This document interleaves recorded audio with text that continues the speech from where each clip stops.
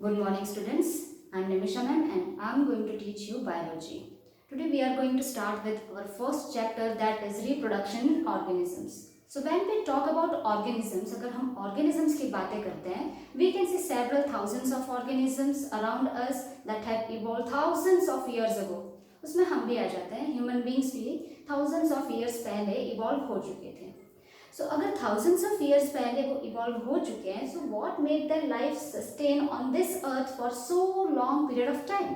ठीक है, जबकि वो thousands of years पहले उनकी इवॉल्वेशन हो चुकी है, तो भी millions of years बाद भी, thousands of years बैक भी उनकी लाइफ किस तरह से एग्जिस्ट है इस अर्थ पर. हम लोग देखते हैं बहुत सारी स्पीशीज भी है. ठीक है, that is due to a special mechanism that has evolved only in these organisms, only in living things. That mechanism is called reproduction. So reproduction is a special mechanism in which an organisms give rise to their young ones. They are similar to itself. I wrote this definition on this board and that is given in your textbook also. So according to the definition, it is given that reproduction is a biological process in which an organism gives rise to its young ones similar to itself. Similar to itself मतलब वो किसी और species को birth नहीं दे सकते हैं. ठीक है, हम पहले भी प्रीवियस हमारे जो क्लासेस थे उसमें भी हम पढ़ चुके हैं कि रिप्रोडक्शन किसे कहा जाता है. There are two types of reproduction, that is asexual and sexual reproduction. About sexual reproduction will study later on, हम बाद में उसके बारे में पढ़ाई करेंगे. Now we will focus on asexual reproduction. Asexual reproduction हम किसे कहते हैं? एसेक्सुअल रिप्रोडक्शन के अंदर आ जाता है जैसे सिर्फ एक सिंगल पेरेंट इन्वॉल्व होता है. ठीक है, एक सिंगल पेरेंट इन्वॉल्व होता है, मतलब उसके अंदर ना कि मेल होता है ना कि फीमेल होता है. That is a simple organization. एक सिंपल सेल होता है जो कि खुद ब खुद इवॉल्व हो सकता है, खुद ब खुद रिप्रोड्यूस हो सकता है. They can reproduce by their own self. That is involvement of only a single parent. We have talked about amoeba. Amoeba is a single cell, a simple body organization. Will make up amoeba. That is a simple amoeba with a very simple body organization. अगर ये इसमें ना कि कोई sex होता है, it is not a male, not a female, just a simple cell. अब यहाँ पर हम ऑलरेडी पढ़ चुके हैं कि उसमें बाइनरी फिशन होता है जिसके अंदर amoeba divides into two daughter cell. And this is how these two daughter cell will continue again and again. They can divide again and again and they will multiply in 1,000 number. Okay, मतलब there will be or will not be gamete formation.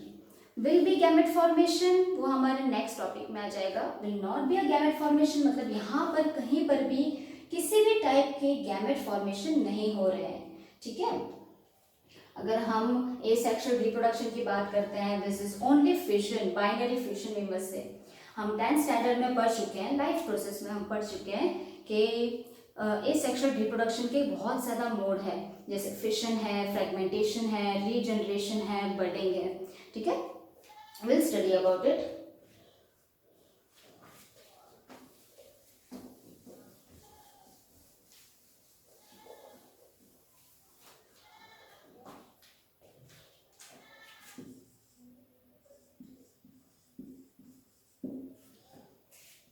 That is fission that we have studied right now, budding,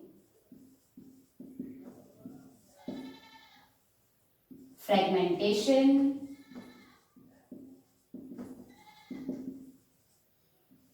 regeneration,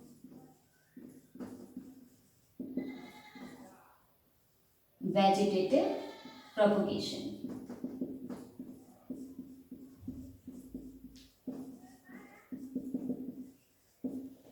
These are the 5 main kind of asexual reproduction in which a simple body organized organism can reproduce itself. We have studied about fission. Fission are of two types, that are binary fission, multiple fission. Binary fission जो कि हम अभी ही पढ़ चुके हैं amoeba में. Multiple fission जो होता है वो बहुत ही डेंजरस हो सकता है, जैसे हम प्लाज्मोडियम के बारे में सुन चुके हैं, प्लाज्मोडियम जिसके मलेरिया हो सकता है, ठीक है, well studied. Then other budding, budding in hydra we can say, और ईस्ट बडिंग हम देखेंगे। अगर बडिंग का कोई प्रोसेस होता है वहाँ पर एक सिंपल बॉडी होती है जहाँ पर एक छोटा सा बड इस तरह से निकल आएगा। वो बड may be regular or irregular, it will grow in size and later on it will detach from the body. It will detach from the body, move away from the body, और वो कहीं और जाकर फिर से एक न्यू इंडिविजुअल में convert हो जाएगा, that is budding. Third is fragmentation. Fragmentation हम पहले भी पढ़ चुके हैं। फ्रेगमेंटेशन में एक बॉडी होती है, एक ऑर्गेनिज्म होता है जिसके सेवरल हंड्रेड्स या फिर सेवरल फ्रेगमेंट्स हो जाते हैं, पीसेस हो जाते हैं, और वो फ्रेगमेंट्स न्यू इंडिविजुअल में कन्वर्ट हो जाता है, ठीक है। नेक्स्ट आता है regeneration. Regeneration as in planaria, वो थोड़ा सा कॉम्प्लिकेटेड है, सेवरल स्टूडेंट्स जो होते हैं वो फ्रेगमेंटेशन और रीजनरेशन में कंफ्यूज हो जाते हैं। रीजनरेशन में अगर कोई बॉडी होती है, जैसे प्लानेरिया की बॉडी हम लोग देख लेंगे, प्लानेरिया की बॉडी वो भी फ्रेगमेंट्स में कन्वर्ट हो जाती है, ठीक है। फ्रेगमेंट्स में पीसेस हो जाते हैं, उसके फ्रेगमेंट्स हो जाते हैं, और ईच एंड एवरी पीस जो होता है वो मिसिंग बॉडी पार्ट जो होता है वो अपने आप डेवलप कर लेगा। मतलब अगर यहाँ पर ये 4 पीसेस है, अगर 4 फ्रेगमेंट्स हो रहे हैं तो वो 4 के 4 फ्रेगमेंट के रीजनरेट हो जाते हैं। जैसे हम लिजर्ड देखते हैं, लिजर्ड की जैसे टेल हम काट देंगे और वो थोड़ी देर के बाद फिर से रीजनरेट हो जाती है, उसी तरह से यहाँ पर जो मिसिंग बॉडी पार्ट हो जाएगी, जैसे ये हेड है, हेड का मिसिंग पार्ट फिर से डेवलप हो जाएगा। एग्जाम्पल दिस इज अ नेक, तो नेक का हेड और टेल पार्ट फिर से बन जाएगा, दैट इज रीजनरेशन। पर इस फ्रेगमेंटेशन में क्या हो जाता है, एक न्यू पूरी की पूरी बॉडी ही बन जाएगी, ठीक है, एक न्यू इंडिविजुअल में कन्वर्ट हो जाएगा। Next, vegetative propagation. Vegetative propagation is very interesting one that farmers use in agriculture. We have seen potatoes, we have seen onion, garlic, bryophyllum. These are evolved from vegetative propagation. हम उसे grow कर सकते हैं vegetative propagation से। हम उसके बारे में later on पढ़ाई करेंगे, ठीक है।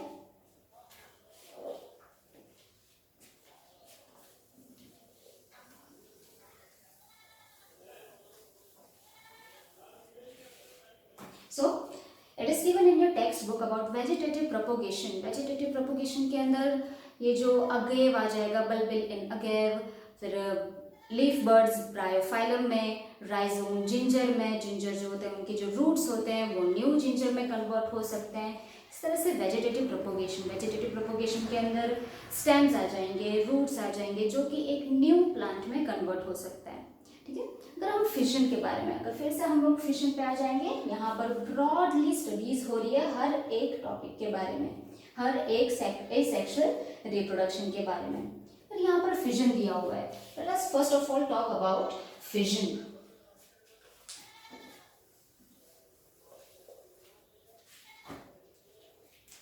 फिशन में binary fission in which amoeba, a simple amoeba,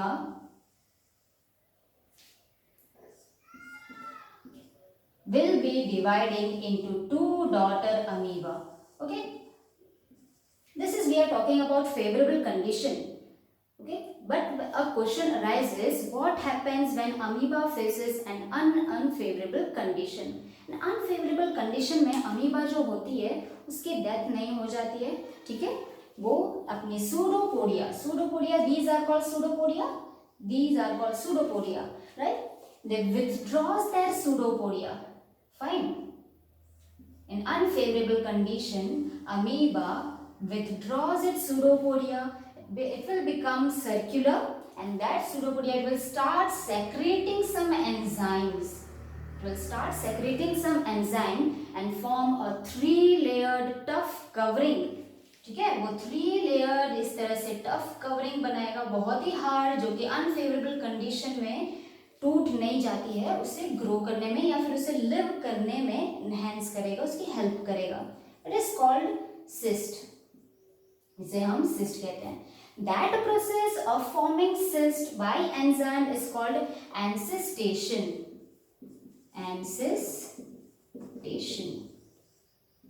It is called ancestation. ठीक है, जब ये ancestation हो रहा होता है वो कुछ 100 years तक भी survive कर सकते हैं. Okay, what happens after this unfavorable condition? A favorable condition is given to it. अगर हम उसे favorable condition फिर से देते हैं तब यहाँ पर अंदर ही multiple fission होना शुरू हो जाएगा. मतलब उसके अंदर ही several hundreds of अमीबा जो है वो reproduce होना शुरू हो जाएंगे.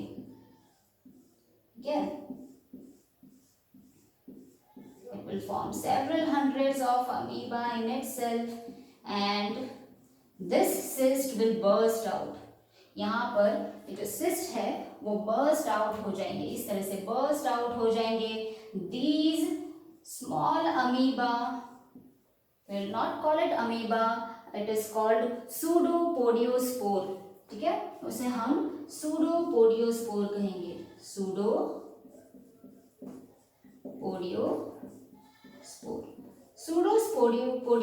जो होते हैं वो बाहर एनवायरनमेंट में रिलीज हो जाएंगे और वहां पर न्यू अमीबा में कन्वर्ट हो जाएंगे and it will divide by their own mechanism and spread through out that surface और वाटर बॉडी और वेरेवर देयर एनवायरनमेंट इज. ठीक है, ये बाइनरी फिशन हो गया. That is pseudopodiospore. Fine. Next आता है हमारा फ्रेगमेंटेशन जो है उसके बारे में भी हम लोग ब्रॉड स्टडी करेंगे. फ्रेगमेंटेशन जो होते हैं उस वहाँ पर हाइड्रा, अगर हम लोग हाइड्रा की बात करते हैं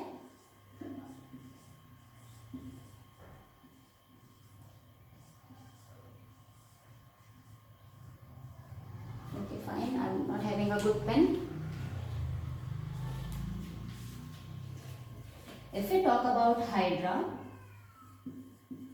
Hydra have a special mechanism called fragmentation in which a simple body, this is a simple body of a Hydra with a few tentacles.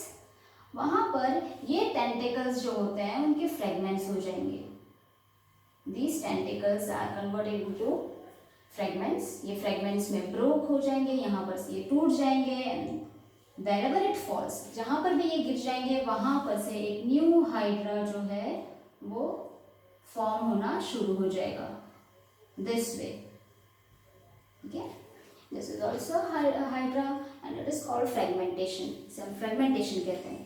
ठीक है, रीजनरेशन हम लोग कहेंगे जो कि प्लेन एरिया में होता है. ठीक है, इस तरह से वेजिटेटिव प्रोपोगेशन से फार्मर्स जो है वो बहुत सारे इस तरह से प्रोसेसेस करते आ रहे हैं एग्रीकल्चर में and they use it commercially. जैसे बनानास होते हैं, जैसे ऑनियंस होते हैं. ठीक है, इस तरह से ये सेवरल हंड्रेड्स ऑफ ये एग्रीकल्चरल पर्पस में यूज करते हैं.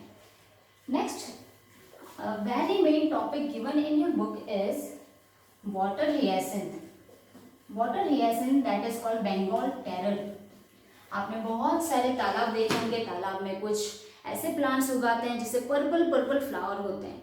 That purple flower plant is very dangerous called Bengal terror, क्योंकि ये जो है जितने भी तालाब में जितने भी फिशेस होते हैं, जितने भी एक्वेटिक ऑर्गेनिज्म वी कैन से, उनकी सब की डेथ हो जाती है. ठीक है, वो सारे के सारा प्लांट जो होता है वो सारा ऑक्सीजन अंदर से ड्रेन आउट कर लेता है जहाँ पर ऑक्सीजन नहीं होता है. And because of that several thousands of organisms living in that pond और वाटर बॉडी, वहाँ पर उसकी डेथ हो जाती है. And what is that water hyacinth? Water hyacinth actually है क्या? It is simple plant. एक सिंपल सा प्लांट होता है, यहाँ पर ये बॉडी सरफेस या फिर वाटर बॉडी के ऊपर इस तरह से प्लांट उगाते हैं and this is called its offset. इसे ऑफसेट कहा जाएगा जो कि आपके बुक में दिया हुआ है. ये ऑफसेट बहुत ही ज़्यादा डेंजरस होता है क्योंकि अगर इसके भी छोटे छोटे टुकड़े हो जाते हैं, अगर ये सिंपल सा ऑफसेट एक सिंपल जगह पर भी आ जाएगा या फिर वहाँ पर सेटल हो जाएगा, it will spread through out a water bodies, a standing water body. ठीक है, जो कि बहुत ही ज़्यादा डेंजरस होता है और उसके निकालने का कोई भी तरीका आज तक मिला नहीं है. So it is very dangerous very dangerous plant जो कि ऑफसेट से उगा हुआ है. इस तरह से तो बहुत सारे प्लांट ऐसे होते हैं जिसके ऑफसेट हम यूज़ करके उसे एग्रीकल्चर में यूज़ कर सकते हैं. ठीक है, और बहुत सारे ऐसे वेजिटेटिव प्रोपोगेशंस है जहाँ पर नॉड्स का यूज़ किया जाता है। दैट नॉड्स मतलब इंटर नॉड्स होते हैं, जैसे शुगर केन, बनाना भी होते हैं जिनके नॉड होते हैं, वो हम एग्रीकल्चर में यूज़ कर सकते हैं। This is all for your first topic, that is asexual reproduction. In our next topic, we will study about sexual reproduction. Thank you.